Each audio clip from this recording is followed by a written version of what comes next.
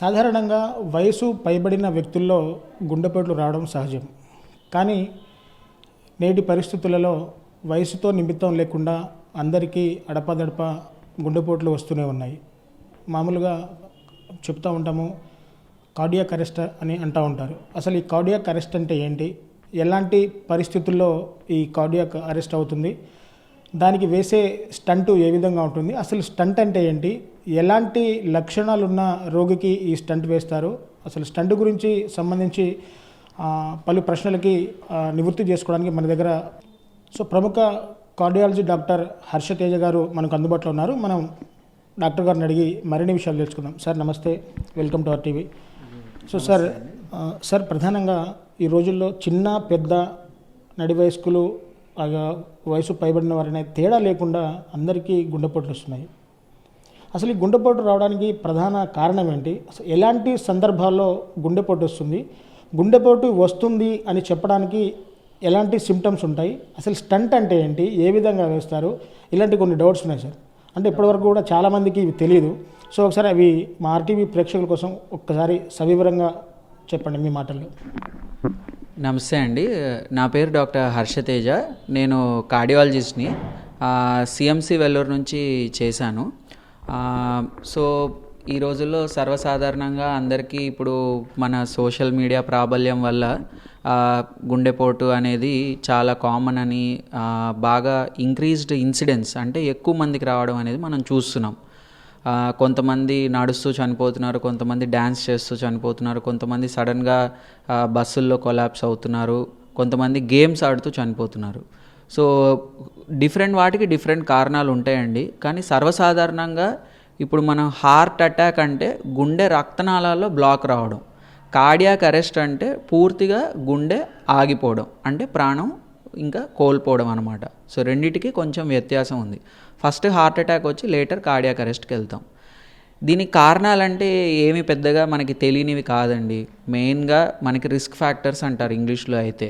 ముఖ్యంగా మనకి డయాబెటీస్ అంటే షుగర్, నెక్స్ట్ రక్తపోటు బ్లడ్ ప్రెషర్, ఇంకొకటి కొవ్వు శాతం ఎక్కువ ఉండడం. అంటే నేను అనేది లావుగా ఉండడం కాదు, రక్తనాళాల్లో ప్రవహించే కొవ్వు శాతం ఎక్కువ ఉండడం. ఇదే రక్తనాళాల్లోకి వెళ్ళి మనకి బ్లాక్ అనేలాగా డిపాజిట్ అయ్యి బ్లాక్ అనేది క్రియేట్ చేస్తుంది. ఈ కాకుండా ఎవరైతే ఎక్కువ ముఖ్యంగా స్మోకింగ్ చేసే వాళ్ళల్లో హార్ట్ అటాక్ అనేది రావడం అనేది ఎక్కువగా ఉంటుంది. ఆల్కహాల్ కూడా దానికి తోడ్పాటు అవుతుంది. ఇవి కాకుండా మన లైఫ్ స్టైల్, స్ట్రెస్ అనేది వీటన్నిటికంటే ఎక్కువ ఫ్యాక్టర్ అండి. తక్కువ నిద్రపోయి ఎవరైతే ఎక్కువగా టెన్షన్ పడి ఎక్కువ స్ట్రెస్లో ఉంటారో, ఇప్పుడు మనం ఇంతకుముందు సినిమాల్లో ఏదైనా వినకూడని వార్త వింటే మనం సడన్గా ఛాతిలో నొప్పి ఉందని అందరు ఎద్దేవా చేసేవాళ్ళు. బట్ ఇప్పుడు నిజంగా అది జరుగుతుంది అండ్ దానికి పేరు కూడా ఉంది, మెడికల్ టర్మినాలజీస్ కూడా ఉన్నాయి.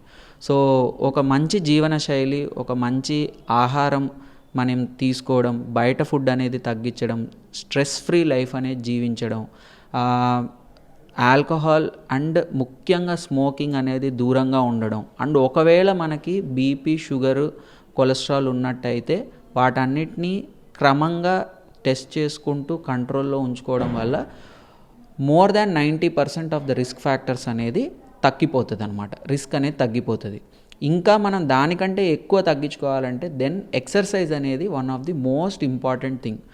Minimum of 30 minutes every day for at least 5 days A week. అంటే 150 minutes of moderate intensity aerobic exercise అంటారు. అంటే మనం కొంచెం ఫాస్ట్గా నడిచి మనకి చెమట పట్టేలాగా నడవాలి, లేకపోతే కొంచెం ఎక్సర్సైజ్ కానీ గేమ్స్ కానీ ఆడాలి. దీనివల్ల మనకి ఒక కంప్లీట్ రిస్క్ ఫ్యాక్టర్ అనేది తగ్గి మనకి బాడీ కూడా హెల్దీగా ఉండే అవకాశం అనేది ఉంటుంది. ఇందాక మీరు అడిగినట్టు స్టెంట్ అని అంటే ఇప్పుడు మీరు అన్నారు, అంటే హార్ట్ అటాక్ వేరు, కార్డియాక్ అరెస్ట్ వేరు అన్నారు. హార్ట్ అటాక్ అంటే గుండెకి సంబంధించి, అంటే కొంత హార్ట్ అటాక్లో కొంత పెయిన్ వస్తుంది, ఆ లక్షణాలు రోగికి తెలుస్తాయి. కానీ అంటే హార్ట్ అటాక్ రాకుండా డైరెక్ట్గా కార్డియాక్ అరెస్ట్ అయ్యే ఛాన్సెస్ ఏమైనా ఉన్నాయి సార్? ఇప్పుడు కొంతమంది వ్యక్తుల్లో ఏంటంటే సివియర్ హార్ట్ అటాక్ వచ్చినప్పుడు అన్ని నిమిషాల్లో క్షణాల్లో జరిగిపోతుంది. సో రక్తనాళం బ్లాక్ అవ్వడం, వెంటనే తప్పుడు కరెంట్ రావడం అండ్ సడన్గా హార్ట్ రేట్ ఒక 200-300కి వెళ్ళిపోవడం, హార్ట్ ఆగిపోవడం అనేది జరుగుతుంది. ఇదే మెయిన్గా మనం నడుచుకుంటూ సీసీ కెమెరాల్లో చూస్తూ మనిషి కొలాప్స్ అయ్యాడు అని మనం జిమ్స్లో కానీ మనం ఈ ప్యాసేజ్ వేస్లో కానీ చూస్తూ ఉంటాం. అది సడన్ కార్డియాక్ అరెస్ట్ అని అంటాము. సో సార్, స్టంట్ ఎలాంటి పరిస్థితుల్లో అంటే గుండెకి సంబంధించి ఎలాంటి పరిస్థితుల్లో స్టంట్ వేస్తారు, అసలు ఈ స్టంట్ ఏ విధంగా పనిచేస్తుంది, స్టంట్ వేసే ప్రక్రియ ఏ విధంగా ఉంటుంది సార్? సో స్టెంట్ అనేది నథింగ్ బట్ ఒక మెటల్ ట్యూబ్ అండి. కాకపోతే ఈ మెటల్ ట్యూబ్లో 3 కాంపోనెంట్స్ అనేవి ఉంటాయి. ఫస్ట్ది మెటల్, అది జనరల్గా ఇంతకుముందు అయితే స్టెయిన్లెస్ స్టీల్తో చేసేవాళ్ళు, ఇప్పుడు కోబాల్ట్ క్రోమియం అలాయ్తో చేస్తారు. స్టెంట్ అనేది it is a complex structure. అది ఫస్ట్ సన్న దారంలాగా ఉండి ఓపెన్ అయ్యేసరికి ట్యూబ్ లాగా మారుతుంది. దాని మీద డ్రగ్ అనేది ఉంటుంది. ఈ డ్రగ్కి స్టెంట్కి అతికించడానికి పాలిమర్ అనేది ఉంటుంది.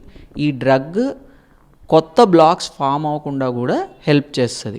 ఉన్న బ్లాక్ని ఓపెన్ చేయడానికి స్టెంట్ ఏదైతే వీలవుతుందో కొత్త బ్లాక్స్ ఫామ్ అవ్వకుండా డ్రగ్ అనేది దాని మీద ఉండి కొన్ని రోజుల వరకు దాన్ని ఆపడం అనేది జరుగుతుంది.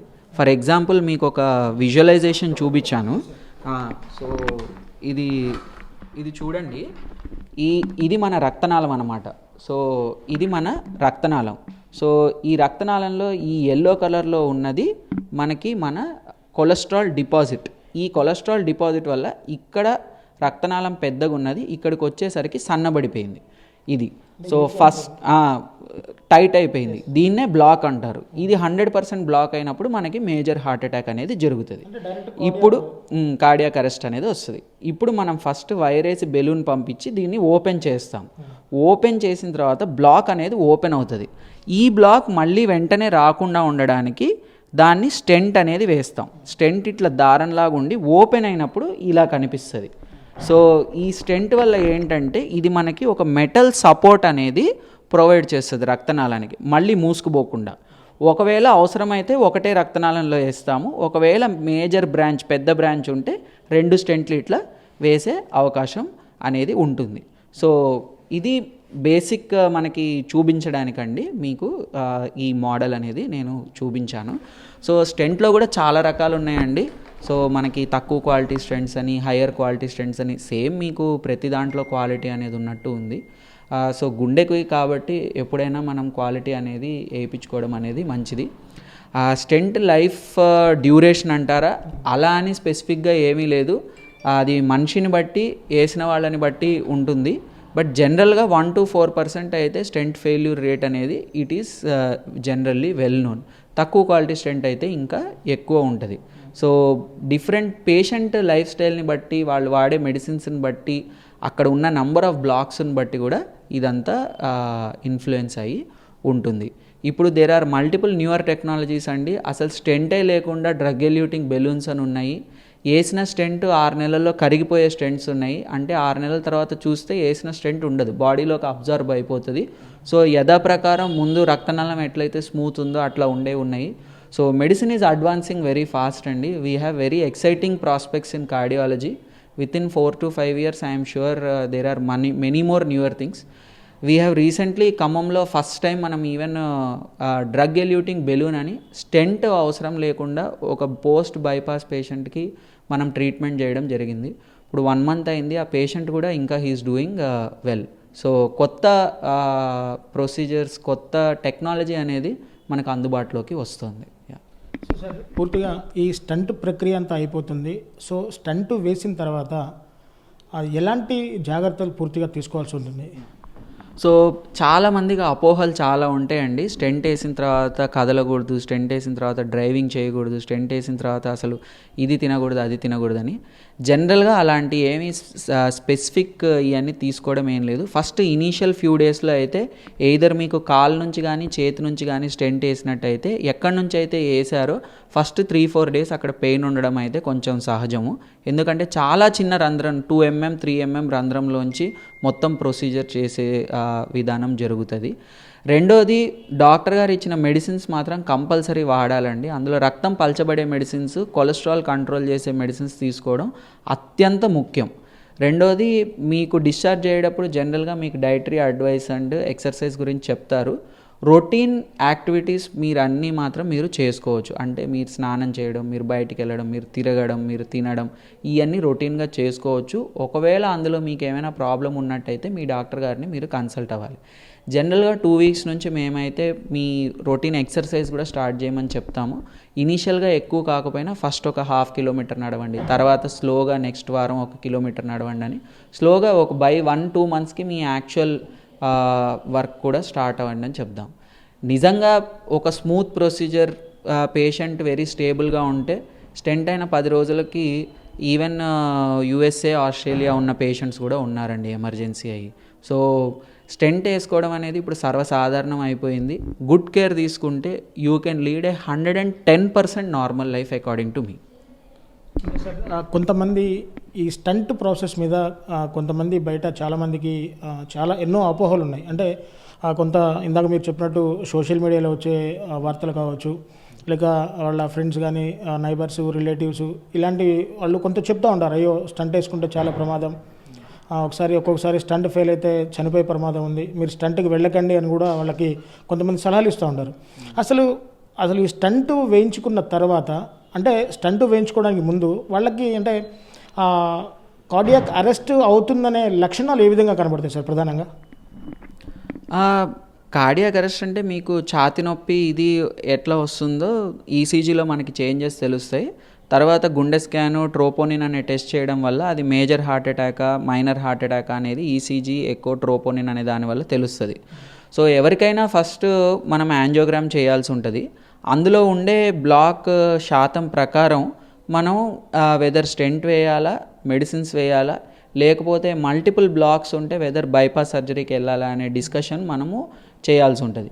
జనరల్గా మోర్ దాన్ 3 బ్లాక్స్ 3 రక్తనాళాల్లో ఉండి ఆ పొజిషన్ ఆఫ్ ది బ్లాక్స్ని బట్టి ఒకవేళ షుగర్ ఉన్న పేషెంట్స్కి అయితే మేమైతే డైరెక్ట్గా బైపాస్ సర్జరీకే చేస్తాం. ఎవరికైతే మాకు బైపాస్ సర్జరీ వద్దు అన్నారో, ఆర్ బైపాస్ సర్జరీ చేయలేని వాళ్ళు ఉన్నారో, or very very short blocks ఉన్న వాళ్ళకి స్టెంట్ వేయడానికి మోర్ ఇదనేది చేస్తాం. స్టెంట్ వేయాలి అనేది కంపల్సరీ కాదండి. కొన్నిసార్లు అక్యూట్ హార్ట్ అటాక్ కండిషన్లో అయితే కంపల్సరీ సిచ్యువేషన్ అనేది అరైజ్ అవుతుంది. There are multiple modalities. నేను మొన్న మీకు చెప్పినట్టు దేర్ ఈజ్ మోర్ ఎవాల్యుయేషన్ అనేది ఉంది. డెఫినెట్గా స్టెంట్ అనేది ఒకసారి వేస్తే పర్మనెంట్గా అది బాడీలో ఉండిపోబోతుంది కాబట్టి ఫ్యూచర్లో దానివల్ల 10 ఏళ్ళు 15 ఏళ్ళ తర్వాత దానివల్ల వచ్చే ప్రమాదాలు అనేవి డెఫినెట్గా ఉంటాయి. బట్ అక్యూట్ టైంలో ఒకవేళ స్టెంట్ వేసుకోకపోతే ప్రాణాపాయం జరిగే పరిస్థితి కూడా ఉంది. సో డెఫినెట్గా ఆ ప్రొసీజర్ చేయాలా వద్దా అనేది అక్కడ ఉన్న పేషెంట్ని బట్టి, అక్కడ ఉన్న యాంజియోగ్రామ్ రిపోర్ట్ని బట్టి, ఆ డాక్టర్ తీసుకునే డెసిషన్ని బట్టి ఉంటుంది. ఒక్కోసారి స్టెంట్ వేయడం మంచిది ఉంటుంది, ఒక్కోసారి స్టెంట్ వేయకపోవడం మంచిది ఉంటుంది. ఉట్టి బెలూన్ చేసి వచ్చేది కూడా చాలా సందర్భాల్లో మేము కూడా నెలకి 4-5 పేషెంట్స్కి ఉట్టి బెలూన్ చేసి వచ్చేస్తాం.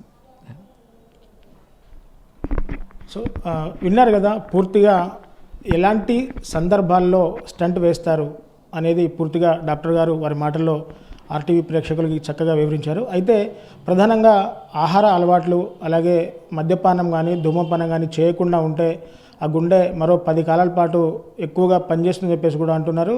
సో వాహనాల కంటే మనం వాడే వాహనాలకి పెట్రోలు, డీజిల్ అయితే ఎలా అయితే అవసరం ఉంటుందో గుండెకి కూడా రక్తం అలా అవసరం ఉంటుంది. సో గుండెకి రక్త ప్రసరణ ఆగిపోయినప్పుడు మాత్రమే ఈ కార్డియాక్ అరెస్ట్ కానీ ఈ హార్ట్ అటాక్ కానీ వస్తూ ఉంటాయి. సో పూర్తిగా గుండెకి 4 రంధ్రాలు ఉంటాయి. ఆ 4 రంధ్రాల్లో ఏ ఒక్క రంధ్రం బ్లాక్ అయినా కానీ ఆ గుండెపోటు వచ్చే ప్రమాదం ఉంది. సో ఆ బ్లాక్ అయిన రక్తనాళాన్ని స్టంట్ ద్వారా పూర్తిగా ఓపెన్ చేసే ప్రక్రియనే ఆ స్టంట్ అంటారని చెప్పేసి కూడా డాక్టర్ గారు చక్కగా వివరించారు. సో పూర్తిగా హృద్రోగులందరూ కూడా మంచి ఆహారపు అలవాట్లు తీసుకొని పూర్తిగా మంచి జీవనం శైలిని ఇంకా గడిపినట్లయితే పూర్తిగా ఈ హార్ట్ అటాక్ను కానీ అలాగే కార్డియాక్ అరెస్ట్ నుంచి కానీ పూర్తిగా తప్పించుకోవచ్చు అని చెప్పేసి కూడా డాక్టర్ గారు చెప్తాను. మరిన్ని వీడియోస్ కోసం ఛానల్ ని సబ్స్క్రైబ్ చేయండి, లేటెస్ట్ అప్డేట్స్ కోసం వాట్సాప్ ఛానల్ ని ఫాలో చేయండి అండ్ లింక్ డిస్క్రిప్షన్ లో ఉంది.